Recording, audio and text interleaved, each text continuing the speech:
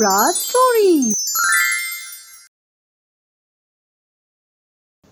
एक समय की बात है। एक गांव में गरिमा अपनी माँ राधा के साथ रहती थी। गरिमा बहुत ही प्यारी थी और गणेश जी की बहुत बड़ी भक्त थी। रोज गणेश जी की पूजा किया करती थी। गरिमा के पिताजी की मृत्यु हो चुकी थी जब वह 4 साल की थी। अब वह अपनी माँ के साथ ही एक छोटे से घर में रहा करती थी। उसके पिता की मृत्यु के बाद सारा घर का भार गरिमा की माँ राधा पर आ गया था और राधा लोगों के घर में झाड़ू बर्तन का काम करके गुजारा करती थी। फिर एक दिन, गरिमा, मैं काम पर जा रही हूँ, तुम अपना ध्यान रखना। जी माँ, आप बिल्कुल चिंता मत कीजिए।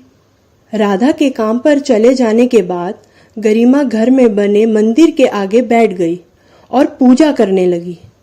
ओम गण गणपते नमः, ओम गण गणपते नमः। गन्नू, आप मुझे बहुत अच्छे लगते हो और आपको पता है मुझे आपसे बातें करना बहुत अच्छा लगता है। प्लीज आप हमारे साथ ही रहना। फिर राधा शाम को काम करके घर आती है।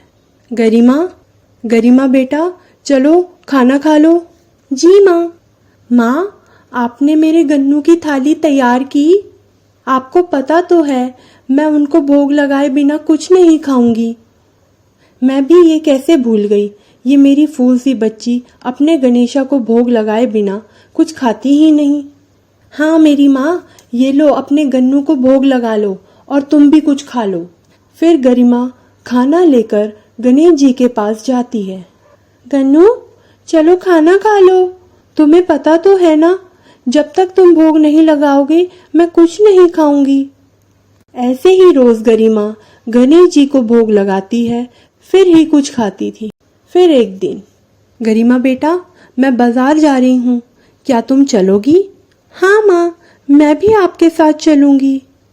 फिर राधा और गरिमा दोनों बाजार जाते हैं और घर का कुछ जरूरी सामान लेकर लौट ही रहे होते हैं कि गरिमा का एक कार एक्सीडेंट हो जाता है।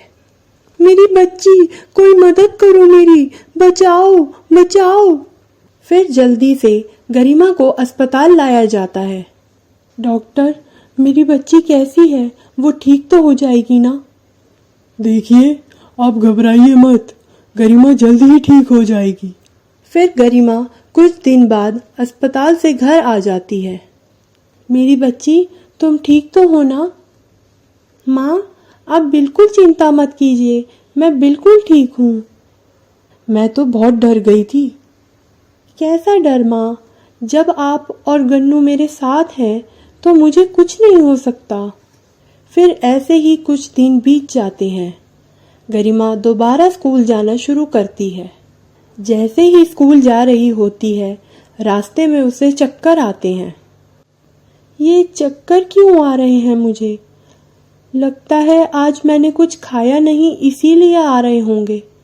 ऐसा बोलकर गरिमा फिर आगे चल पड़ती है और जैसे ही टीचर क्लास में पढ़ा रही होती है, उसे ब्लैक बोर्ड धुंधला दिखाई देता है। ये मुझे क्या हो रहा है? मुझे चक्कर क्यों आ रहे हैं? फिर गरिमा घर आ जाती है और गणेश जी की शाम की आरती करती है। ओम गण गणपते नमः, ओम गण गणपते नमः। गरिमा पूजा कर ही रही होती है कि उसे सब धुंधला दिखाई दे रहा होता है। ये मेरे साथ क्या हो रहा है? कभी स्कूल का ब्लैक बोर्ड और अब तो मुझे गन्नू की मूर्ति भी धुंधली दिखाई दे रही है। माँ को बताऊं क्या? नहीं, माँ तो बेचारी सारा दिन कितनी भाग दौड़ करती है। मैं उन्हें बताऊंगी तो वो बहुत परेशान हो जाएगी। ऐसे ही दिन बीतने लगते हैं। गरिमा की आंखों की रोशनी पूरी तरह चली जाती है और उसे कुछ भी दिखाई नहीं देता। माँ। हाँ बोलो बेटा। माँ, मुझे कुछ दिखाई नहीं दे रहा है। मेरी आंखों के आगे अंधेरा हो रहा है। ये क्या बोल रही है मेरी बच्ची? फिर राधा जल्दी से गरिमा को डॉक्टर के पास लेकर जाती है। डॉक्टर, देखिए ना, मेरी बच्ची को क्या हो गया है? उसे कुछ दिखाई नहीं दे रहा है। क्या हुआ बेटा, तुम्हें कुछ नहीं दिखाई दे रहा है क्या?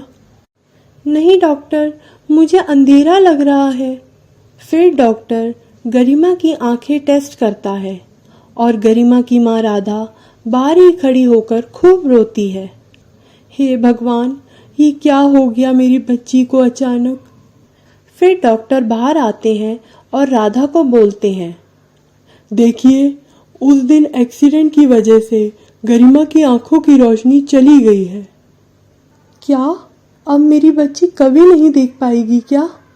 देखिए, हमें गरिमा का ऑपरेशन करना पड़ेगा और इसके लिए 2 लाख लगेंगे।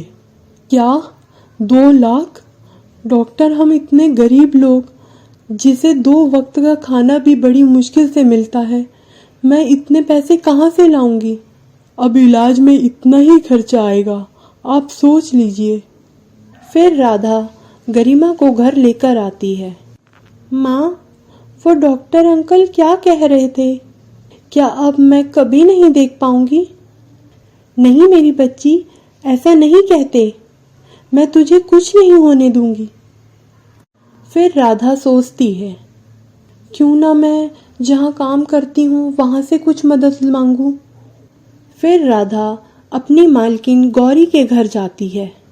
मालकिन, मेरी बच्ची की आंखों की रोशनी चली गई है। मुझे इलाज के लिए 2 लाख रुपए की ज़रूरत है। प्लीज़ आप मेरी मदद कर दीजिए। ए राधा, तू पागल हो गई है? क्या इतने सारे पैसे मांग रही है? मेरे पति ने कोई पैसे का पेड़ लगा रखा है क्या, जो तू पैसे मांगने आ गई है? चल जा यहाँ से, कोई पैसे वैसे नहीं है। फिर वह और घरों में जाती है, लेकिन कुछ ही पैसे जमा कर पाती है।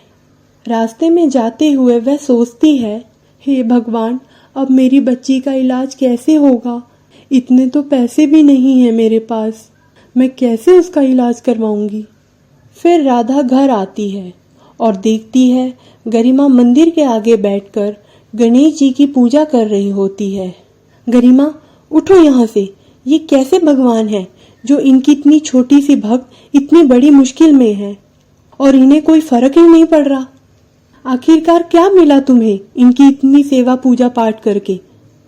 बोलो गणेशा, क्या आपको मेरी फूल सी बच्ची का दुख नहीं दिखता, जो इतनी छोटी सी उम्र में इतनी बड़ी परेशानी का सामना कर रही है? माँ, प्लीज़ आप मेरे गन्नू को कुछ। देख लिया आपने, आप इस नन्ही सी बच्ची को इतना कष्ट दे रहे हैं और ये फिर भी आपके बारे में कुछ गलत नहीं सुन सकती। तभी गणेश जी की मूर्ति में से गणेश जी प्रकट होते हैं। गरिमा, देखो मेरी बच्ची, मैं आ गया। तुम हमेशा मुझे याद करती थी ना? मुझे तुम्हारा प्यार और भक्ति यहाँ खींच लाई। गन्नू, आप कहाँ हैं? क्या आप मुझे सचमुच मिलने आए हैं? पर मैं आपको तो देख ही नहीं पा रही हूँ, आप कहाँ हो? गणेशा, मुझे माफ कर दो, मैं न जाने आपसे क्या कुछ कह गई, पर मैं भी एक माँ हूं ना, जो अपनी बच्ची का दुख नहीं देख सकती। मुझे पता है मेरी बच्ची, तुम्हें क्षमा मांगने की कोई ज़रूरत नहीं है। मैं सदैव उन भक्तों के साथ रहता हूँ जो सच्चे मन से मुझे याद करते हैं। मेरी कृपा उन पर हमेशा बनी रहती है। बस भक्त मुझे सच्चे मन से एक बार पुकार ले, मैं सदैव उनके साथ खड़ा रहता हूँ। और ये मेरी प्यारी बच्ची गरिमा तो मुझे कितना प्यार करती है, फिर मैं इसकी पुकार क्यों नहीं सुनता। मुझे किसी चीज का लोभ नहीं, बस जो मुझे सच्चे मन और श्रद्धा से मुझे याद करते हैं, मैं उनके सभी विघ्न हर लेता हूँ। फिर गणेशा गरिमा की आंखों की रोशनी ठीक कर देते हैं। गन्नू, मुझे सब दिख रहा है, मैं आपको देख पा रही हूँ। देखो माँ, मैंने कहा था ना कि मेरे गन्नू मुझे कुछ नहीं होने देंगे। हाँ मेरी बच्ची, हाँ। फिर गणेश जी दोनों को आशीर्वाद देते हैं। तुम्हें जब भी मेरी जरूरत हो मुझे याद करना, अवश्य ही आऊंगा। ओम गण गणपते नमः, ओम गण गणपते नमः। सदा खुश रहो मेरे बच्चों। फिर गणेश जी वहां से गायब हो जाते हैं। राधा और गरिमा अपना जीवन खुशहाली के साथ व्यतीत करते हैं। Thanks for watching. Please like, share, comment and subscribe our channel.